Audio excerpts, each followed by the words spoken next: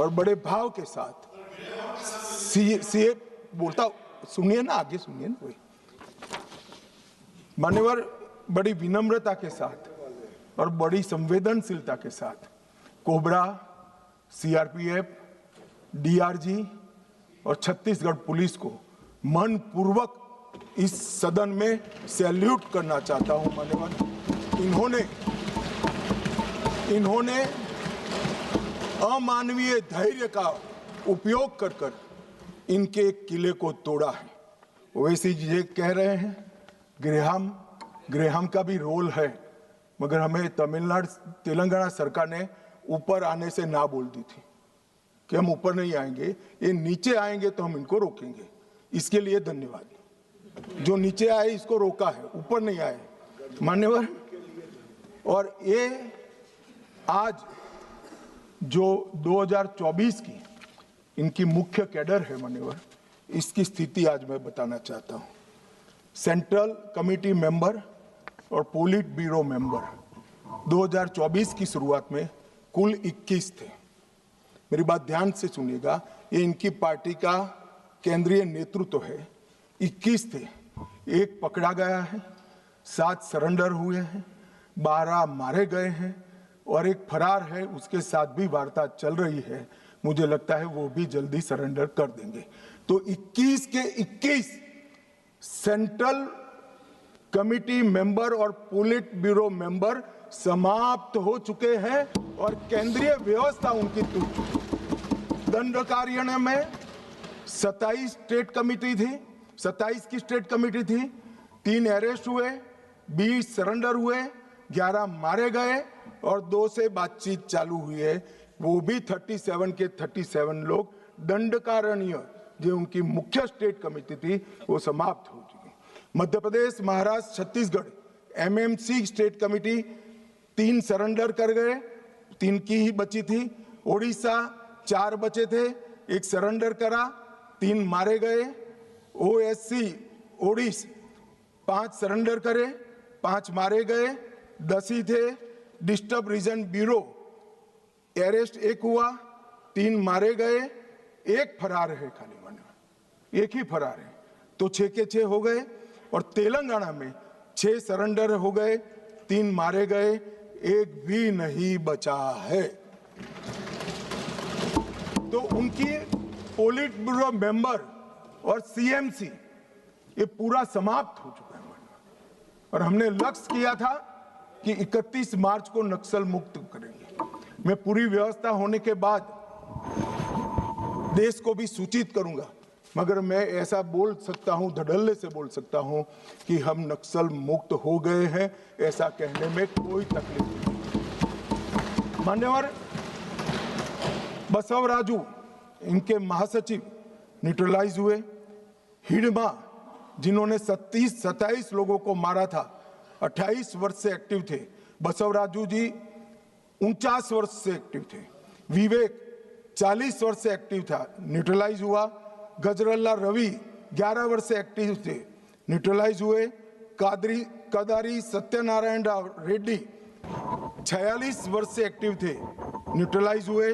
गणेश उइके 44 वर्ष से एक्टिव थे, न्यूट्रलाइज हुए। वेणुगोपाल आत्मसमर्पण किया, 46 वर्ष से एक्टिव थे। वासुदेव आत्मसमर्पण किया, 36 वर्ष से एक्टिव थे। पल्लूरी प्रसाद राव चंदना 46 वर्ष से एक्टिव थे, आत्मसमर्पण किया। रामदेव माझी देवू 36 वर्ष से एक्टिव थे, समर्पण किया। टिपरी तिरुपति 44 वर्ष से एक्टिव थे, उन्होंने भी सरेंडर कर दिया है। मान्यवर, मुख्य हथियारी माओवादी समाप्त हो चुके हैं। मान्यवर, हमने एकदम ल्यूक्रेटिव पुनर्वसन पॉलिसी को भी अपनाया है। मान्यवर, आत्मसमर्पण की प्रोत्साहन राशि 50,000 घोषित की गई है। सामूहिक सरेंडर पर दुगना कर देते हैं। मोबाइल सबको सरकार की ओर से देते हैं। हथियार जमा कराने पर और मुआवजा देते हैं। पुनर्वसन केंद्र पर कौशल प्रशिक्षण व टूल किट का वितरण करते हैं। 10,000 रुपया प्रति माह 36 माह तक हम उनको देते हैं। सभी को मोदी जी ने प्रधानमंत्री आवास योजना की गिफ्ट दी है। नक्सल मुक्त पंचायत होते ही गांव के विकास के लिए 1 करोड़ रुपया दिया जाता है। और मान्यवर, हमने कैंप लगाए हैं सरेंडर के। मैं आज इस सदन को बड़े संवेदनशीलता के साथ बताना चाहता हूं, मैं गया हूं वो कैंपों में। मान्यवर, कई सारी स्वयंसेवी संस्थाएं वो कैंप में सालों तक हथियार लेकर घूमने वाले नक्सलियों को सामान्य मानवीय नागरिक बनाने का प्रयास करें। वहां जाते हैं साहब, आंख में आंसू हो जाए ऐसे दृश्य खड़े होते हैं। किसी नक्सली बच्ची को नेल पॉलिश देते हैं तो लगाते लगाते रो पड़ती है। इसके ट्यूटर उसको पूछते हैं, क्यों रो रही हो? कि पहली बार मैंने जीवन में नेल पॉलिश लगाया है, 7 साल की थी, ये मुझे उठा ले गए, तब से पैंट शर्ट और बूट में घूम रही हूं, मैंने जीवन को कभी देखा नहीं।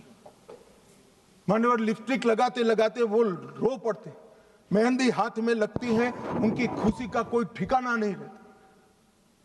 वहां पर बस्तर में मान्यवर साप्ताहिक बाजार लगते हैं, उनके माँ बाप को मिलने के लिए ले जाते हैं। खुद तो माँ बाप के आशीर्वाद लेते हैं और नए जीवन की आशीर्वाद मांगते हैं। कुछ लोग माँ बाप को पीटने लगते हैं, क्यों दे दिया हमने नक्सलियों को, हमारा जीवन बर्बाद कर दिया।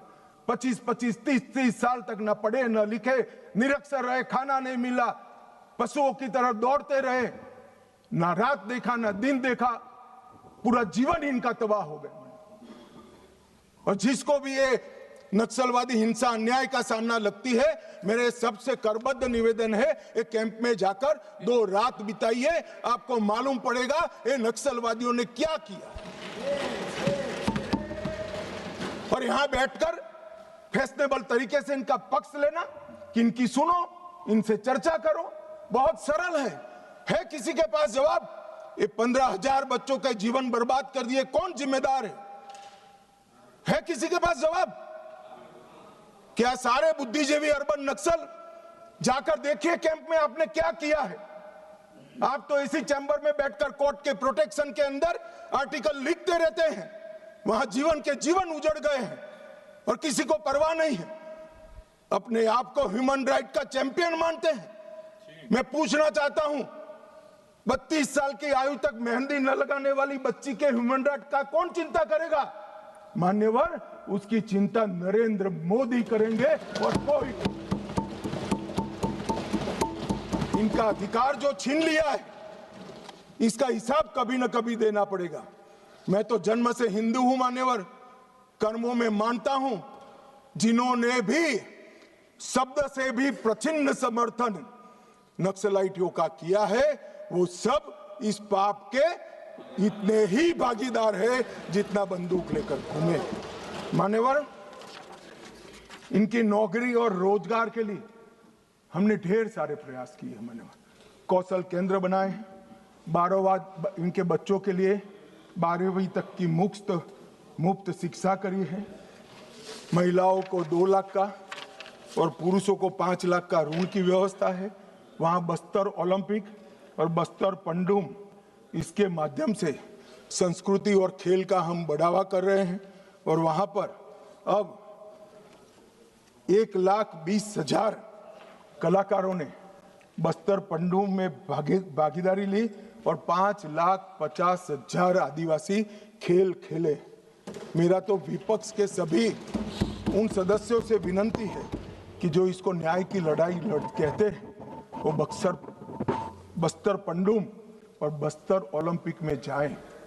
मान्यवर, मेरे घर पर जिनके पैर उड़ गए, हाथ कट गए, आंख चली गई, ऐसे लोग आए थे, नाश्ता किए थे। मैं जानता हूं उनकी वेदना। राष्ट्रपति जी ने भी उनको बुलाया था, कभी 1 घंटा तो उनके लिए निकालो भाई। इन पर जुर्म डालने वाले को लिए भाषण करने के लिए आपके पास बहुत समय है। वो जुर्म का परिणाम देखने के लिए 1 घंटा निकालिए, ऐसा मेरा निवेदन है। मान्यवर, आज मैं यहां पर अंत में 2070 से नक्सली आतंक क्यों चला, इसके तय में भी जाना चाहता हूं। मान्यवर, जब मनमोहन सिंह की सरकार बनी तब एक एनएसी बनी थी, नेशनल एडवाइजरी काउंसिल। पीएम की काउंसिल ऑफ मिनिस्टर तो हमने सुनी थी, पार्लियामेंट में बहस के दरमियान सदस्य एडवाइस दे वो भी सुना था। एक नई national advisory council, extra constitutional forum खड़ा किया गया जो देश के कानून बनाता था। इस फोरम में कौन था मान्यवर? सोनिया जी इसकी अध्यक्ष थी, हर्ष मंदर इसके सदस्य थे। उनके एनजीओ अमन वेदिका में शीर्ष नक्सली नेता की पत्नी को जिम्मेदारी दी गई थी और रिकॉर्ड है कि वह उन नक्सलियों में शामिल थी जिन्होंने अपहरण के केस अर्बन एरिया में किए थे। और मान्यवर एनएसी देश का नीति निर्धारण करती थी। रामदयाल मुंडा वो कहते थे नक्सल ऑपरेशन जरूरत से ज्यादा कठोर है। ये प्रच्छिन्न समर्थन ने ही नक्सलियों की हिम्मत बढ़ाई। Shabnam Hashmi, Ram Punaniya, Usha Ramanathan, NC Saxena, Jean Dreze, Farah Naqvi और मान्यवर एक विनायक सेन, वो 2010 में अदालत द्वारा दोषी पाए गए, फिर भी प्लानिंग कमीशन की हेल्थ स्टीयरिंग कमेटी और ऐसे महत्वपूर्ण पदों पर उनको रखा गया। और जयराम रमेश ने एक महेश राउत को, जो नक्सली था, उसकी रिहाई के लिए तत्कालीन कांग्रेस के मुख्यमंत्री को पत्र लिखा था। और मान्यवर ये नंदिनी सुंदर, रामचंद्र गुहा, EAS शर्मा, ये सारे लोग सलवा जुडम के केस के साथ भी जुड़े थे। मान्यवर जब देश के सर्वोच्च सत्ता के केंद्र सरकार की एक एक्स्ट्रा कॉन्स्टिट्यूशनल अथॉरिटी जो पीएम के भी ऊपर थी, इसके सदस्य अगर नक्सलवाद के समर्थक हो तो आप मुझे बताइए मान्यवर किस तरह से नक्सलियों का हौसला टूटेगा, कैसे टूटेगा? और एक कांग्रेस पार्टी ने किया था मान्यवर, ये भाग नहीं सकते मान्यवर, ये तो इतिहास है। और जो लोगों को विरोध है मेरी बात की, कल आने वाले दिनों में सैकड़ों पुस्तकें लिखी जाएगी जो आपके कारनामों से भरी हुई होगी। कैसे भागोगे? लोकतंत्र के अंदर किसी का आवाज दबाया नहीं जाता। मान्यवर 2011 में मनमोहन सिंह जी ने prime minister rural development fellowship launch की। मान्यवर उनका काम युवाओं को एक्सपोजर देना था। इसमें एक महेश राउत फेलो बने जो महाराष्ट्र पुलिस के नक्सलियों के साथ संबंध के चलते महाराष्ट्र पुलिस के केस में जेल में गए। अब प्राइम मिनिस्टर ऑफिस ने की हुई prime minister rural development fellowship जब लॉन्च हुई तो उसका एक बेनिफिशियरी नक्सलवादी है, तो नक्सलवादियों के हौसले भला कैसे टूटेंगे? मान्यवर 2010 गृह मंत्री चिदम्बरम जी ने एक वक्तव्य दिया। चितलनार छत्तीसगढ़ में एक साथ 76 जवानों को मार दिया।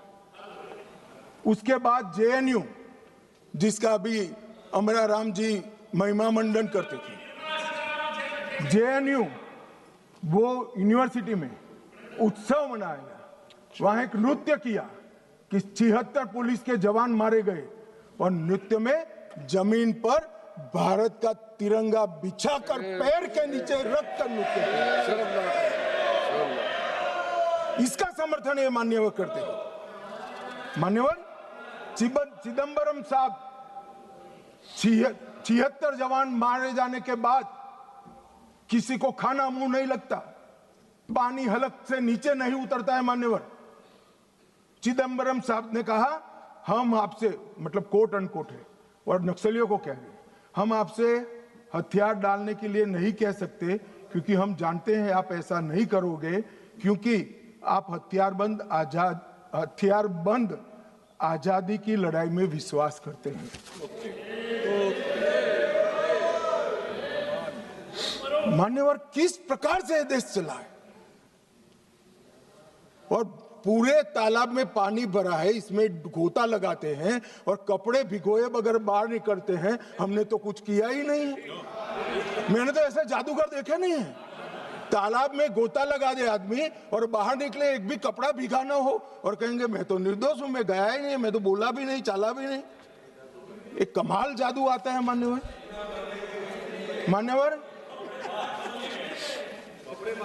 मैं अब उनके नेता की बात करना चाहता हूं, राहुल गांधी जी की।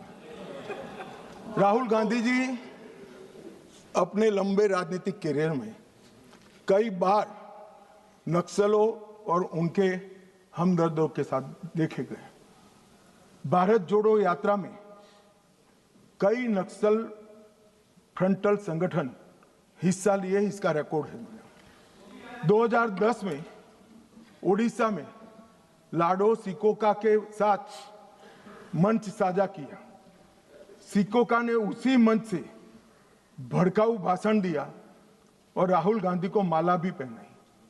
2018 में हैदराबाद में गुम्माडी विट्ठल राव उर्फ गद्दार से मुलाकात की, जो विचारधारा के करीब रहे। मई 25 कोऑर्डिनेशन कमेटी ऑफ पीस, मान्यवर 2025 कोऑर्डिनेशन कमेटी ऑफ पीस इसके साथ मुलाकात की। मान्यवर, आज हिडमा जब मारा गया, मान्यवर 172 जवानों को मारने वाला हिडमा जब मारा गया, इंडिया गेट पर नारे लगे, कितने हिडमा मारोगे, हर घर से निकल लेंगे हिडमा। ये वीडियो को राहुल गांधी ने स्वयं ट्वीट किया है। कैसे बच सकते हैं? इन्होंने 70 से लेकर मार्च 26 तक नक्सलवाद का समर्थन किया है, ये नरसंहार का समर्थन किया है और 20,000 लोग जो मारे गए, इसका दोषी अगर कोई एक है तो कांग्रेस की वामपंथी विचारधारा वाली पार्टी। नक्सलों के साथ रहते रहते ये पार्टी और उनके नेता खुद नक्सलवादी बन गए हैं। और इसका जवाब इस देश की जनता को चुनाव में देना पड़ेगा। ये बात यहां से रुकेगी नहीं, जनता की अदालत में जाएगी मान्यवर, और इसका जवाब उनको देना पड़ेगा। मान्यवर, फिर से एक बार ये लड़ाई में जो जवान जिस फोर्स के शहीद हुए हैं, अपाहिज हुए हैं और जो नागरिक मारे गए, वो सबको पूरे सदन की ओर से मनपूर्वक श्रद्धांजलि देकर मेरी बात को पूरा करता हूं।